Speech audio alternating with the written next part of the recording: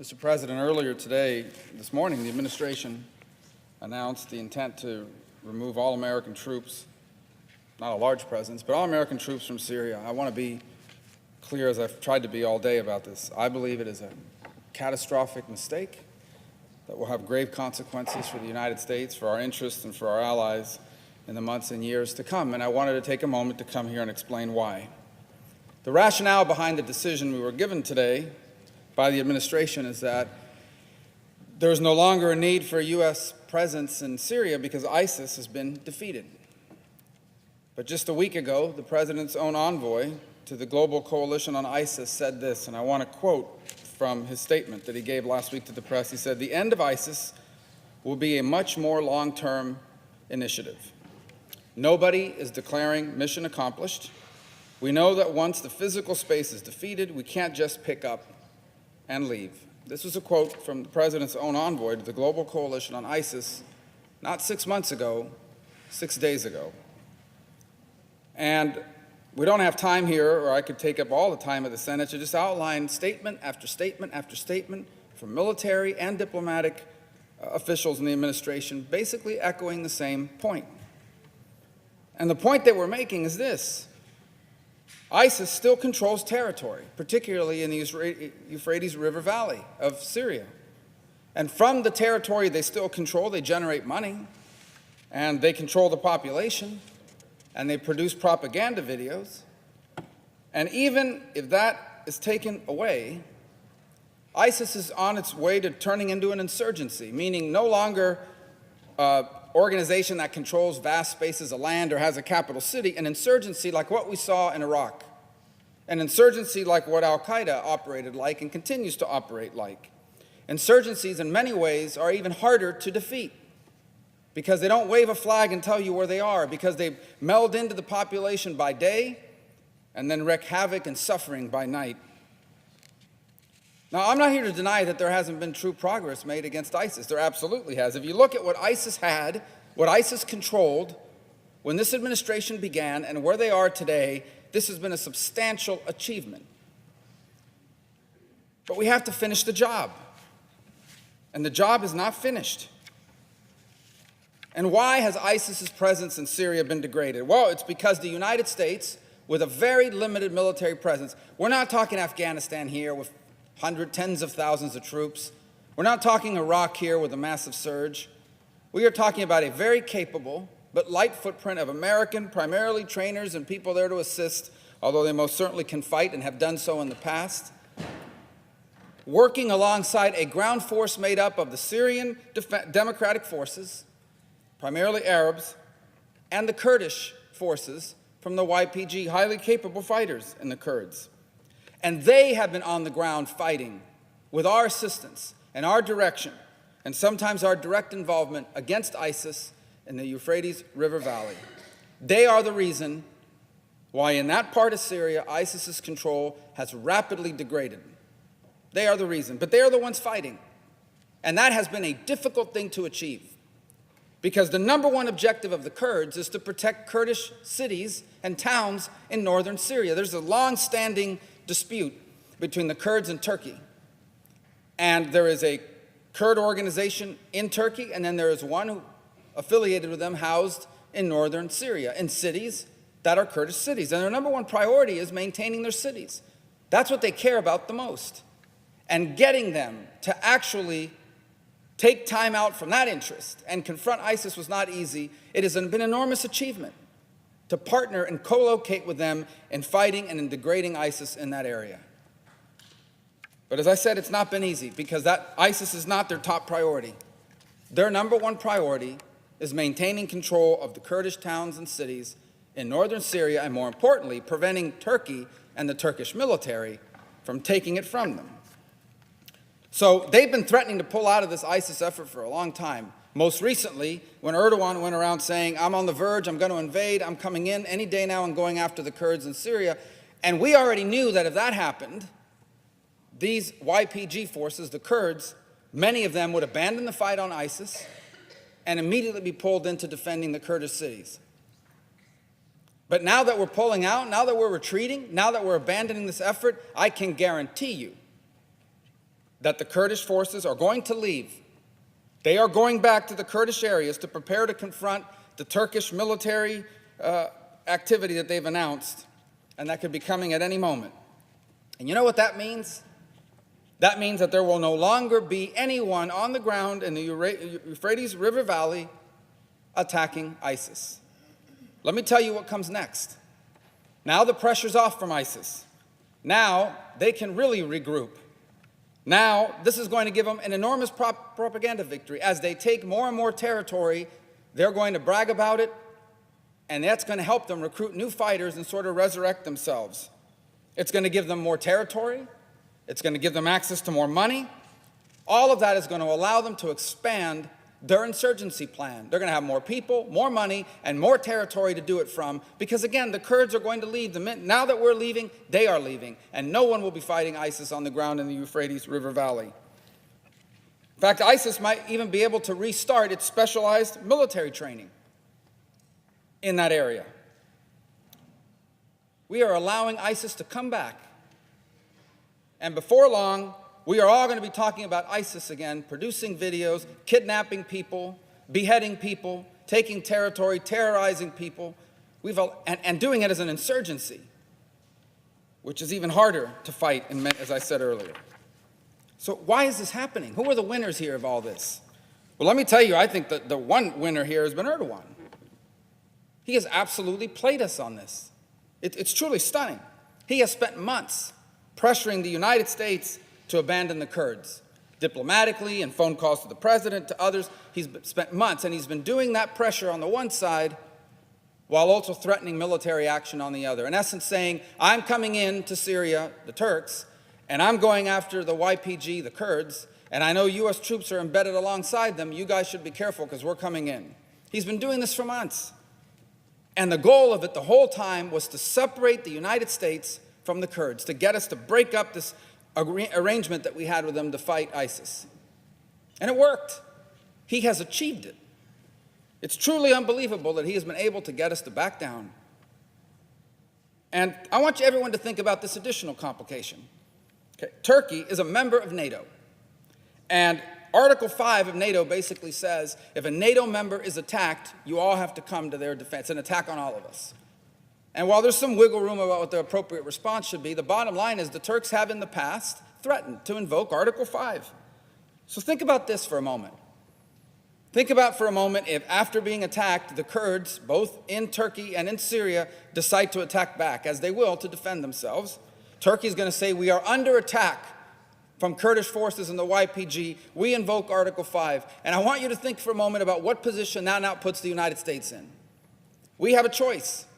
We can stand behind our Article 5 commitment to NATO, but if we do so, we are going to have to help the Turks defeat, meaning kill, the very people that we were just co-located with today and yesterday and for months. The very people we've been working with to defeat ISIS for over 2.5 years are now people that, if we follow Article 5 invoked by Turkey, we're going to have to join them in trying to defeat, meaning kill. The other alternative is to not respect Article 5 and not come to their defense. And then you've placed the entire NATO alliance in doubt because it will have been invoked for the second time in its history, and the US didn't respond to it. We lose either way. We either help them kill the Kurds, our partners as recently as today, or we ignore Article 5. That sounds pretty dramatic, and there's some wiggle room as to what the appropriate response would be, but let there be no doubt Erdogan is the kind of geopolitical hardball player to trigger this sort of response, and he's threatened to do it in the past. Truly unbelievable. Who's the other big winner? Russia. In fact, their embassy here in the US has already put out a tweet celebrating the decision. Why? Well, first of all, because America's now out. At some point, people are going to have to sit down and decide what is the future of a post-ISIS Syria. And you know who's going to be at that table? The Turks are going to be at that table because they're going to have a military presence in northern Syria. The Iranians are going to be at the table because they're the closest allies Assad has. Assad will be at the table, and Putin will be at the table. Guess who won't be at the table? The United States of America.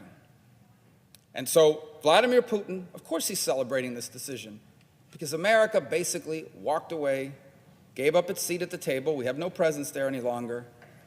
And we have just turned over this country and its future and its meaning in the region to Vladimir Putin and Iran and Assad. Also, he's another reason why Putin is a big winner is because you can just imagine those meetings now. When Putin goes to the Middle East and meets with the Egyptians and the Saudis and the Jordanians, frankly, even the Israelis, you know what he's going to say to them? He's going to say to them, I don't know why you're counting on America. I don't know why you are relying on America. They're unreliable. Vladimir Putin's going to say, look at me. I stood by Assad. Even after the whole world came after him, I stood by him. I didn't retreat. Look at America. They abandoned these Kurds to be slaughtered by the Turks and maybe by the regime. And you are going to put the future and security of your country in the hands of an unreliable and erratic partner like the United States? It's a huge victory for Putin in that regard. And by the way, put yourself in the position of the Kurds, facing an onslaught from the Turkish military. You've now given them two choices. They can partner up with Russia as their protector against Turkey, or they can partner up with a regime and Iran. That's the choice we've left them with.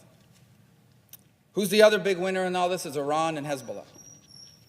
For a long time, Assad has allowed Iran to use Syria as a transit point to arm Hezbollah in Lebanon so Lebanon can threaten and attack Israel. They will now be able to step up those efforts. There is no U.S. presence in Syria.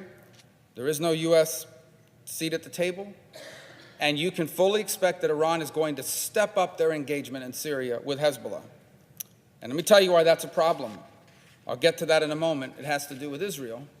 But here's the bottom line. You can fully expect now that Iran is going to step up its own presence through the IRGC and through Hezbollah and through the militias that they've empowered in the region right on the border with Israel.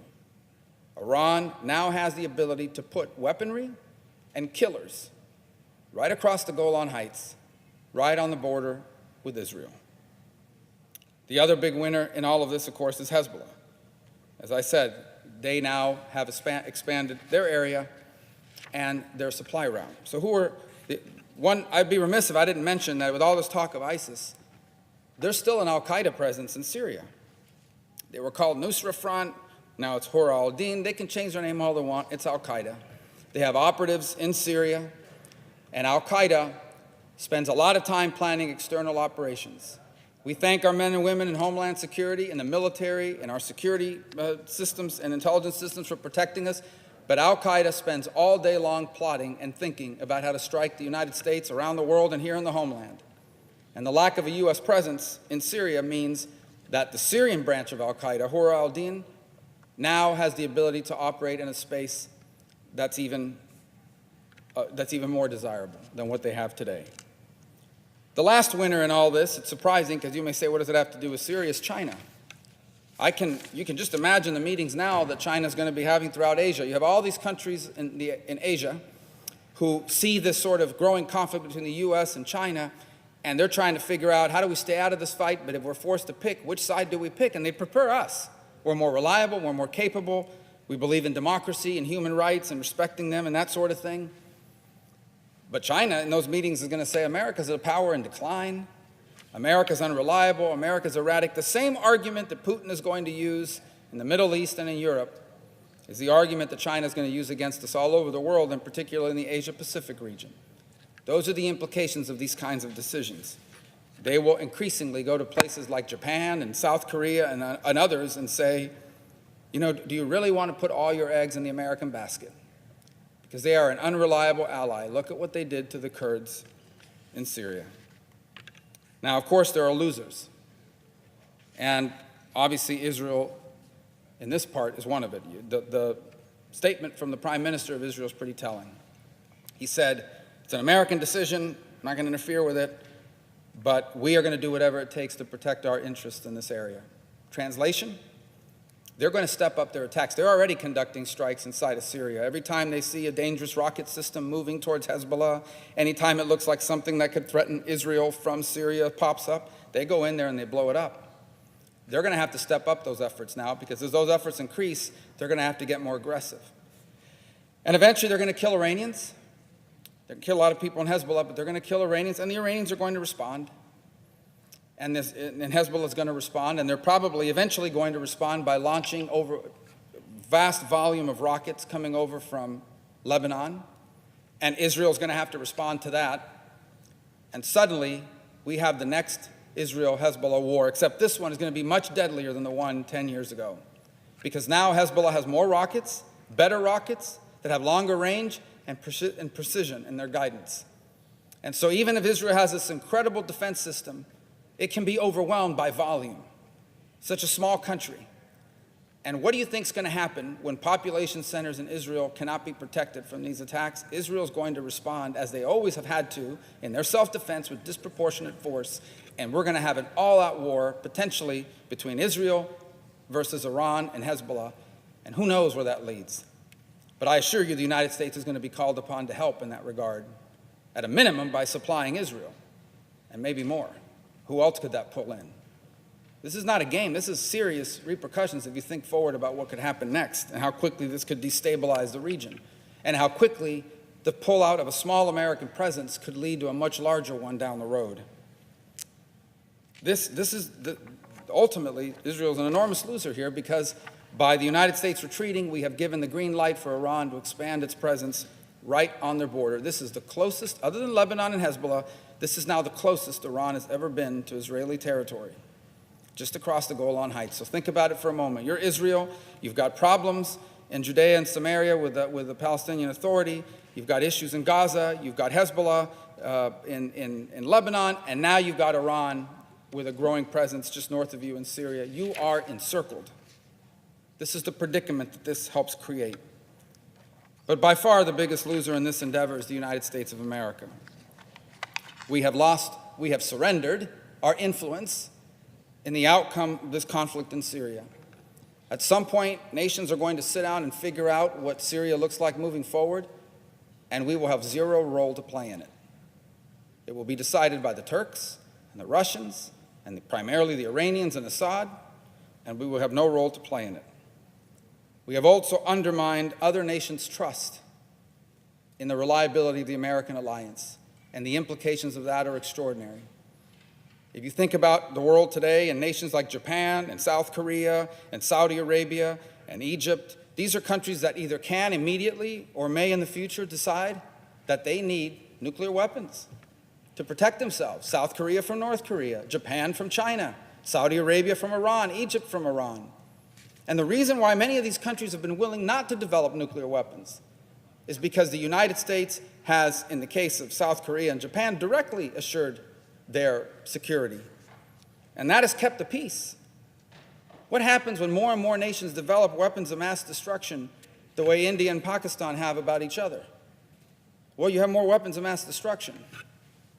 And then it creates the possibility of miscalculation, or even worse, that a government, for example, in Saudi Arabia or in Egypt is overthrown and some radical regime takes hold and they have nuclear weapons. Or they proliferate it and sell it to people. And that's used. This is far-fetched for some people. This is reality. This is how foreign policy should be made. Not just thinking about what's in front of you today, but what could happen in the chain of events that could be triggered by a decision. This is not a game. This is serious stuff. And on top of all that, losing the trust of our allies and nations around the world, losing our influence in a solution in Syria, ISIS is going to reemerge. It's not going to be the same ISIS that it was before, controlling vast amount of territory. But I'll tell you what, Al-Qaeda never controlled vast amount of territory. And operating from caves and hideouts throughout the Middle East, they carried out 9/11 and other threats against the United States and the homeland that were thwarted. ISIS is going to reemerge now. They're once again going to be able to recruit people. They're going to have an insurgency that's going to be able to strike and perhaps externally plot. They're going to be able, from that presence they have in Syria, to influence their affiliates everywhere from the Philippines to Central Africa to other countries in the region. And that's why I'm here to tell you that this is a catastrophic decision. Forget for a moment about no one being notified. It was just announced at the last minute. I haven't heard a single member of the administration, not one, Not the Secretary of Defense, not the Secretary of State. Who is going to own this decision? Who is willing to step forward and tell the American people or Congress, here's why we're making this decision, and here is the strategy that it is in furtherance of? Someone explain that. It's important. The American people deserve to know it. I haven't heard that today. We haven't heard it before. We thought we had the outlines of some strategy here. All that has been taken away. Why are we doing this? What is the rationale and what comes next? And what's the plan to keep ISIS from reemerging? And what's the plan to keep Iran from growing its presence in southern Syria and threatening Israel? And what's the plan to deal with the al-Qaeda element that already exists in there? And what's our role, and what role are we going to play in a post-ISIS and post-al-Qaeda Syria? And particularly as it relates to whether it can be used as a base of operations against our interests and our men and women in uniform stationed in the region. None of that's been outlined. Is anyone in the administration going to own this and explain it? Because so far we haven't heard it, and this is an important public policy decision. I don't claim to, I hope I'm wrong about all this. I hope this all works out, but it's not going to. And I'm telling you, these are the kinds of decisions that define presidencies. These are the kinds of mistakes that end up haunting a nation for years and years and years thereafter. It is the lesson, the hard lesson of Iraq. It is the hard lesson of decisions made at other times in our history. I hope this can be reversed. I hope that this can be re-examined. Because I honestly believe, put politics aside, I honestly believe that this is a catastrophic decision for America's national security interests.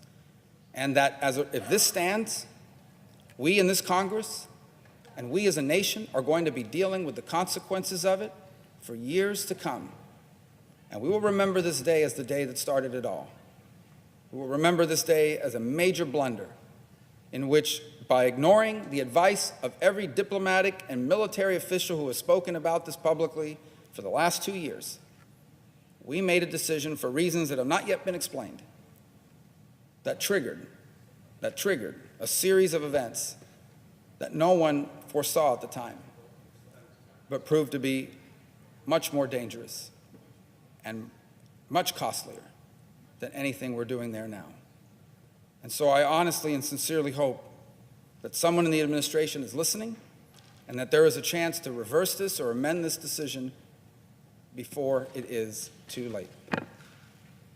Mr. President, I yield the floor.